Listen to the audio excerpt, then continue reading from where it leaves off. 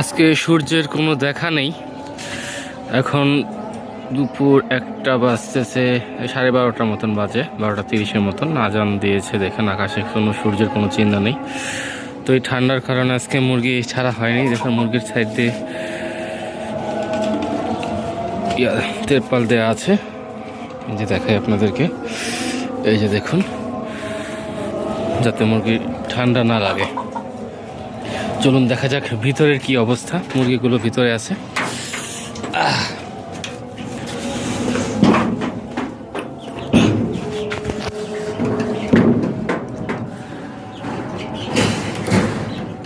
এই দেখতে পাচ্ছেন,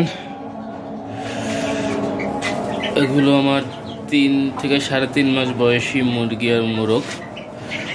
আর ওই সাইডে কিছু বাচ্চা রয়েছে। খাবারের জন্য বাচ্চাগুলো পাগল হয়ে আছে।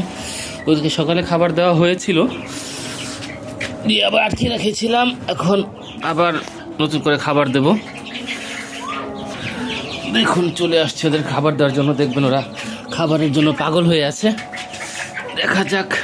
এই যে আল্লাহর রহমতে এখানে বাচ্চা রয়েছে, বড় হয়ে যাচ্ছে। এই যে খাবারগুলো দিয়ে দিচ্ছি।